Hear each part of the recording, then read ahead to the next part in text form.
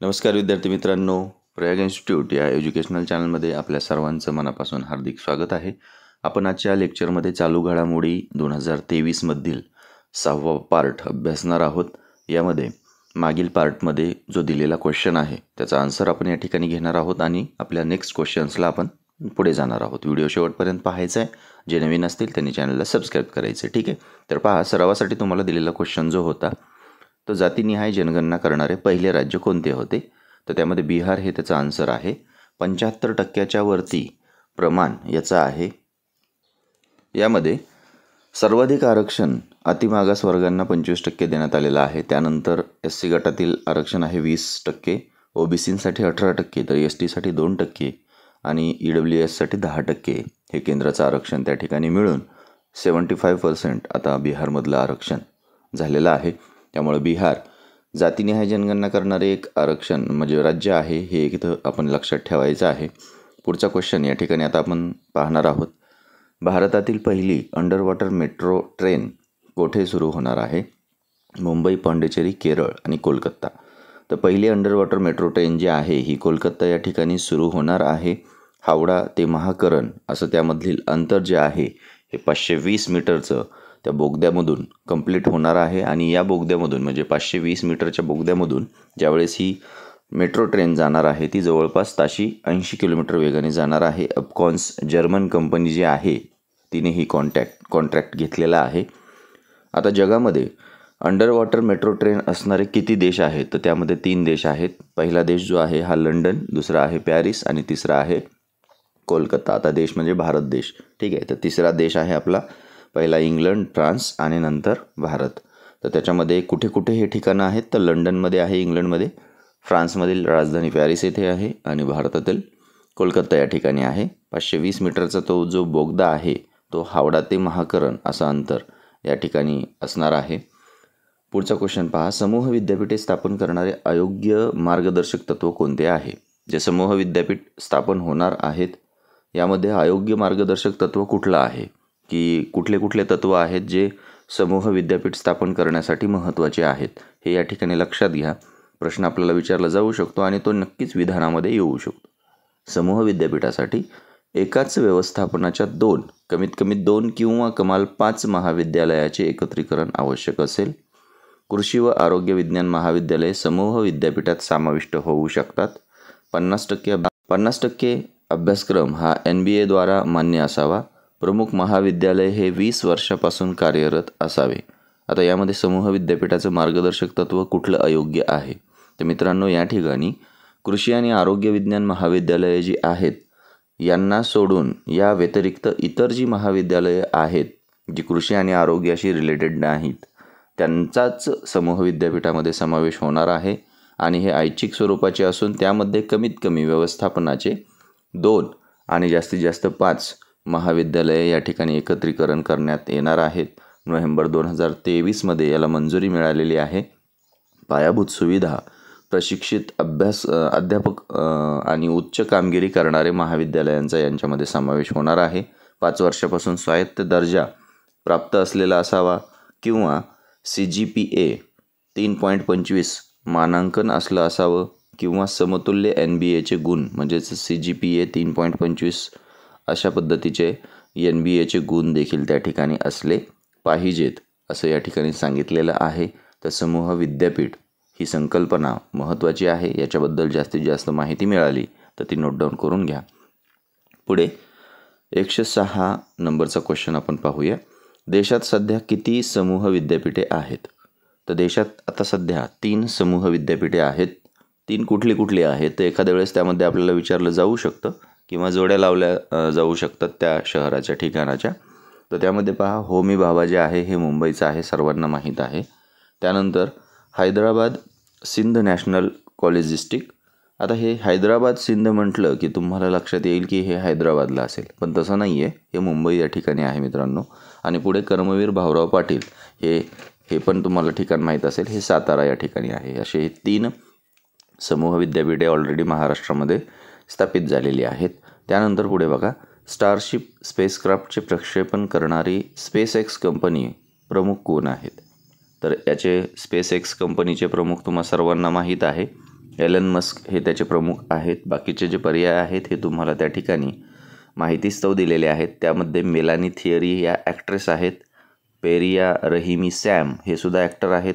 यांना international film festival of India जे 54वा international film festival of India Goa या ठिकाणी झालेला होता.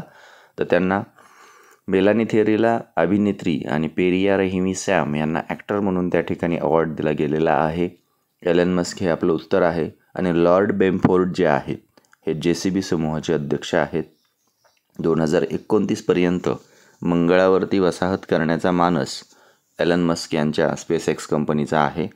आणि त्यांनी स्टारशिप स्पेसक्राफ्ट जे आहे हे 364 फूट लांबीचं प्रक्षेपण यंत्र होतं. जगातील सर्वात उंच आणि सर्वात मोठे प्रक्षेपक यान हे होतं. दोन्हीही वेळेस मात्र हे अयशस्वी झालेलं आहे. पुढचा क्वेश्चन पहा. वीरदास इंटरनॅशनल एमी अवॉर्ड 2023 पुरस्कार प्राप्त कोणत्या क्षेत्राशी संबंधित आहेत? वीरदास हे नाव तुम्ही या ठिकाणी नेटफ्लिक्ससाठी कॉमेडी स्पेशल करणारा पहिला भारतीय म्हणून ओळखला जातो. नमस्ते लंडन हा पहिला चित्रपट त्यांनी आहे. त्याच्यानंतर त्यांनी कॉमेडियन सीन्स किंवा कॉमेडियन स्क्रीन प्ले जास्त निभावलेली आहेत. आणि त्यांना walking on the broken Das असं सुद्धा ओळखलं जातं. तर लक्षात ठेवा, वीरदास म्हटलं की walking on the broken Das, नेटफ्लिक्ससाठी कॉमेडी भारताची नमस्ते लंडन पिक्चरपासून सुरुवात. तर हे सर्व जे आहे हे इंटरनॅशनल एमी अवॉर्ड्स 2023 प्राप्त करते. वीरदास हास्य कलाकार या क्षेत्राशी रिलेटेड आहेत. 109 नंबरचा क्वेश्चन पहा. आशियातील सर्वात स्वच्छ गाव म्हणून मॅलिलोंग कोणत्या राज्यामध्ये आहे? अतिशय सिंपल आणि वन लायनर क्वेश्चन आहे, परंतु असे प्रश्न आपल्याला परीक्षेमध्ये विचारले जातात. तर त्याचा आन्सर आहे मेघालय. पुढे, महाराष्ट्रातील जातीनिहाय जनगणना सुरू करणारे महाराष्ट्रातील पहिले गाव कोणते? याच्यावरती प्रश्न आपल्याला पोलीस भरती किंवा ज्या सरळ सेवा आहेत त्यामध्ये विचारलं जाऊ शकतं ॲज अ GK म्हणून. तर पहा, या ठिकाणी जखणगाव, अहमदनगर जिल्ह्यामधलं जे जखणगाव आहे याचे जे सरपंच आहेत हे डॉक्टर सुनील गंधे हे आहेत. यांनी जातीनिहाय जनगणना सुरू केलेली आहे. पुढे, आशा स्वयंसेविकांना किती रुपये मानधन दिले जाणार आहे? तर आशा सेविकांना सुरुवातीला 8,000 रुपये मानधन होतं. आता त्यामध्ये 7,000ची वाढ होऊन त्यांचं जे मानधन आहे मासिक तो जवळपास 15,000 रुपये या ठिकाणी करण्यात येणार आहे. पुढे, काश्मीरमध्ये कुपवाडा या ठिकाणी कोणत्या पुतळ्याचे अनावरण मुख्यमंत्री एकनाथ शिंदे यांच्या हस्ते करण्यात आले? त्यामध्ये छत्रपती शिवाजी महाराज यांच्या पुतळ्याचे अनावरण मुख्यमंत्री एकनाथ शिंदे यांच्या हस्ते 7 नोव्हेंबर 2023 रोजी करण्यात आलं. कुपवाडा हे जे ठिकाण आहे काश्मीरमधलं हे भारत आणि पाकिस्तान यांच्या सीमारेषेवरचं गाव आहे.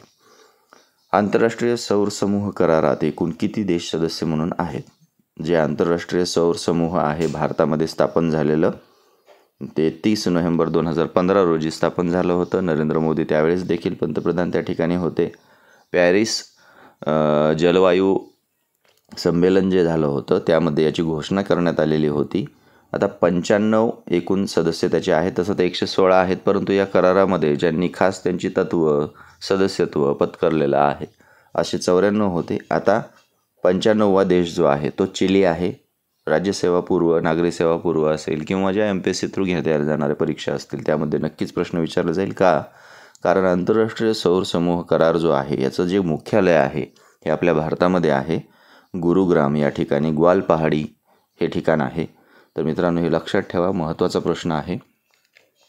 अधूनमधून आय बटनावरती ज्या लिंक्स येत आहेत त्यासुद्धा महत्त्वाच्या आहेत. ते सुद्धा व्हिडिओ आपल्या चालू घडामोडी रिलेटेड आहेत. आणि ही जी पार्ट सिरीज आहे ही पार्ट सिरीज आपली या ठिकाणी पुढे कंटिन्यू राहणार देखील आहे. त्यामध्ये विज्ञान विषयक, राजकीय विषयक सर्व घडामोडी आपण त्या ठिकाणी पाहणार आहोत. आणि विषयांच्या प्लेलिस्टसुद्धा आहेत ज्या की तुम्हाला एक्झाम रिलेटेड क्वेश्चन्स कसे परीक्षेत येतात आणि अभ्यास कसा करायचा आहे ते सुद्धा त्या ठिकाणी माहीत होईल. ते सर्व डिस्क्रिप्शन बॉक्समध्ये आहे.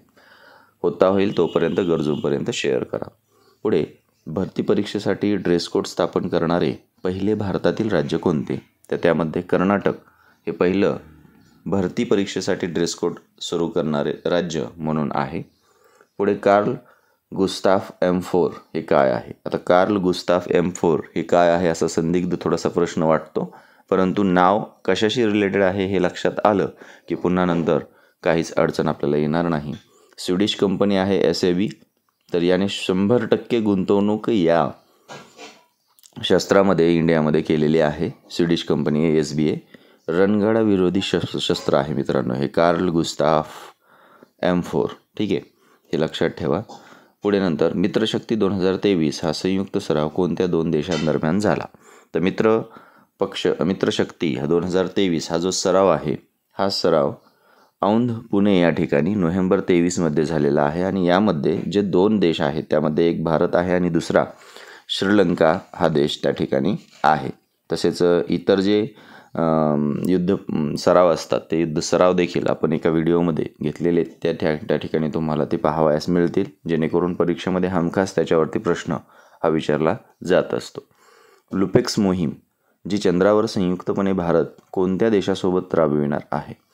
आता चंद्रावरती जाण्यासाठी चांद्रयान 4 आपण आता सज्ज करणार आहोत आणि 2030पर्यंत लँडर आणि रोवर व रॉकेट या संयुक्त उपक्रमामध्ये लँडर मॉड्यूल भारताचं राहील, रोवर आणि रॉकेट या संबंधित देशाचं राहील. आता संबंधित देश कुठला आहे या लुपेक्स मोहीममधला?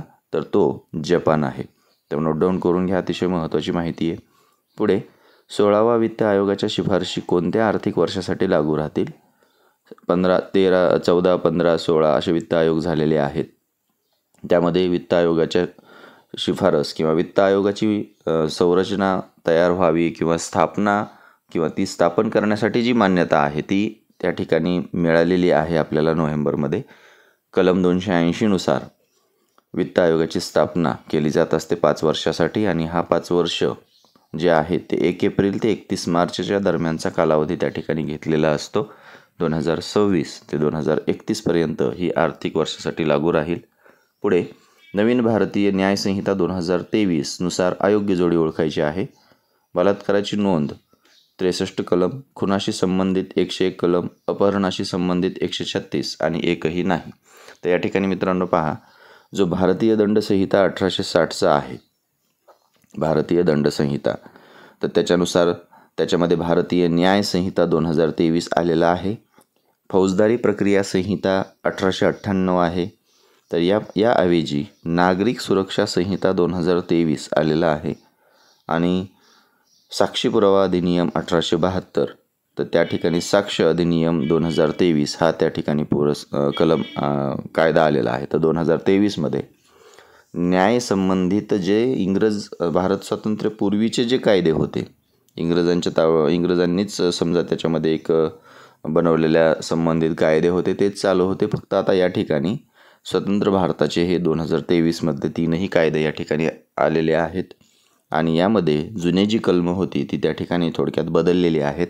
त्यामुळे माहितीस्तव तुम्हाला या ठिकाणी हे प्रश्न घेतलेला आहे. अयोग्य जोडी एकही नाही आहे यामध्ये, तर हे लक्षात ठेवा.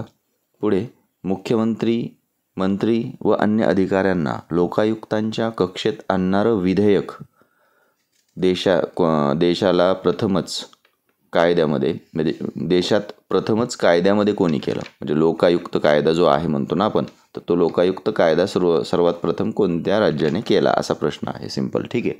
तर याचा आन्सर आहे महाराष्ट्र.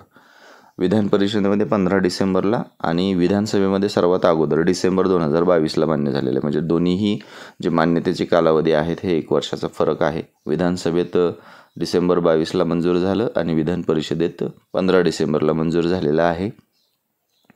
मुख्यमंत्री असेल, मंत्री असतील किंवा अन्य अधिकारी असतील हे आता लोकायुक्ताच्या कक्षेत येणार आहेत. त्यांना सामान्य नागरिक त्या ठिकाणी त्यांच्या केलेल्या कार्यांवरती माहिती मागवू शकतो किंवा कुठे काही आढळलं तर त्या ठिकाणी त्याच्यावरती चौकशी देखील लागू शकते. पुढे जगातील सर्वात मोठे व्यापारी संकुल कोठे निर्माण केले आहे? तर जगातील सर्वात मोठे व्यापारी संकुल मित्रांनो, अभिमानाची गोष्ट आहे, ते आपल्या भारतामध्ये झालेलं आहे. सुरत जवळील खाजोड गाव आहे गुजरात राज्यामध्ये. पुन्हा एकदा सांगतो, सुरत जवळील खाजोड हे जे गाव आहे हे गुजरात राज्यातलं 35.54 एकरवरती 9 टावर या सुरत डायमंड बोर्सचे आहेत. तर जगातील सर्वात मोठं व्यापार संकुल आहे. एका टावरमध्ये जवळपास 15 मजले आहेत आणि हे 9 टावर व्यापार संकुल म्हणून उभारण्यात आलेलं आहे आणि हे जगातील सर्वात मोठं व्यापार संकुल आहे. पुढे जगातील सर्वात मोठे ध्यान केंद्र कोठे आहे? जगातील सर्वात मोठे ध्यान केंद्र उत्तर प्रदेशमध्ये आहे, वाराणसी या ठिकाणी. वाराणसीमधलं ठिकाण जर लक्षात ठेवायचं असेल तर ते लिहून घ्या. उमराह. उमराह हे स्ववैद महामंदिर या ठिकाणी आहे. 200 एकर परिसरामध्ये हे पसरलेलं आहे आणि ध्यानधारणेसाठी 20,000 लोक त्या ठिकाणी ध्यानधारणा करू शकतात एकाच वेळी. पुढे राज्य मागासवर्गीय आयोगाचे नवीन अध्यक्ष कोण आहेत? तर डॉक्टर सुनील शुक्रे हे माजी निवृत्त न्यायमूर्ती आहेत. 10 वर्ष मुंबई न्यायालयात देखील त्यांनी काम केलेलं आहे. आणि आनंद निरगुडे यांनी डिसेंबर 2023मध्ये राजीनामा दिल्याच्यानंतर त्यांच्या जागेवरती सुनील शुक्रे यांची निवड झालेली आहे. ओमप्रकाश जाधव, मारुती शिकारे आणि मच्छिंद्रनाथ तांबे, मी पुन्हा एकदा या ठिकाणी हे जे 2 ऑप्शन्स आहेत ते आणि मच्छिंद्रनाथ तांबे हे तिसरे या ठिकाणी नव्याने सामील झालेले हे सदस्य आहेत. महाराष्ट्र राज्य मागासवर्ग आयोग अधिनियम 2005 जो आहे या मागासवर्ग आयोगाच्या सदस्यामध्ये आणि अध्यक्षांची निवड या ठिकाणी झालेली आहे. ते देखील फार महत्त्वाचं आहे, त्याच्यावरती क्वेश्चन बनू शकतो. पुढे मिचाँग नाव हे डिसेंबरमधील आलेल्या वादळास कोणत्या देशानं दिलेलं आहे? सिंपल क्वेश्चन आहे. वादळासंबंधित सर्व 2023मधील वादळासंबंधित सर्व वादळं असतील त्याच्यावरती माहितीपर विश्लेषण व्हिडिओ आपण घेतलेला आहे. तो आय बटनामध्ये तुम्हाला नक्कीच पाहायला मिळेल या ठिकाणी, तर त्यामध्ये तो नक्की पाहून घ्यायचा आहे. सर्व क्लिअर होईल तुमचं, पूर्ण मार्क देखील पक्के होतील. कुठल्याही परीक्षेत जर विचारलं तर 100% त्याचा आन्सर चुकणार नाही आहे, तर त्यासाठी ते पाहून घ्या. मिचाँग हे जे नाव आहे हे म्यानमार या देशाने दिलेलं आहे. त्याचा अर्थ ताकद, शक्ती किंवा लवचिकता असं त्या ठिकाणी होतो. 90 ते 100 किलोमीटर वेग त्याचा होता. बंगालच्या उपसागरामध्ये हे निर्माण झालेलं होतं. डिसेंबर 2023मध्ये कोणाच्या 125व्या जयंतीनिमित्त केंद्र सरकारने 125 रुपयाचे नाणे काढले? तर हा प्रश्न तुमच्यासाठी असणार आहे मित्रांनो. हे जे 6 पार्ट बघितलेले आहेत आपण, तर या 6 पार्टमध्ये जवळपास 125 क्वेश्चन्स जे असे काढलेले आहेत आपण. आणि यानंतरही 7, 8, 9, 10 नंबरचे पार्ट्स येणार आहेत, परंतु संबंधित राजकीय विश्लेषण, वैज्ञानिक विश्लेषण त्यामध्ये असणार आहे. तर या क्वेश्चनचा आन्सर कमेंट बॉक्समध्ये मेन्शन करायचं आहे. क्वेश्चन कसे वाटले ते देखील सांगायचं आहे. आता हा जो डिसेंबर 2023चा पंजाबराव देशमुख पुरस्कार आहे किंवा हा जो शिवाजी शिक्षण संस्थेतर्फे दिला जातो, हा शरद पवार यांना प्रदान करण्यात आलेला आहे.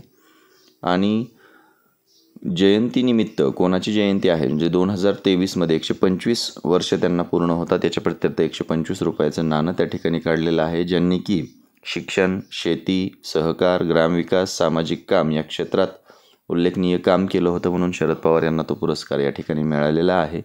असे कोण व्यक्ती आहेत ज्यांची जयंती 125वी डिसेंबर महिन्यामध्ये केली? पर्याय दिलेले आहेत तुमच्यापुढे, त्याचं उत्तर कमेंटमध्ये मेन्शन करा. व्हिडिओ पाहणाऱ्यांनी चॅनल सबस्क्राईब केलेलं नसेल तर चॅनल सबस्क्राईब करा, कारण क्वालिटी क्वेश्चन्स आपण तुमच्यासमोर परीक्षेच्या पूर्वी हे नक्कीच आणण्याचा प्रयत्न करणार आहोत. तर सर्वांनी या ठिकाणी चॅनल सबस्क्राईब केलं नसेल तर चॅनल सबस्क्राईब करा, लाईक करा आणि गरजू विद्यार्थ्यांपर्यंत होता होईल तेवढे शेअर देखील करा. तर भेटू आपण आपल्या पुढच्या पार्टमध्ये. तोपर्यंत have a nice day. Bye bye and thank you.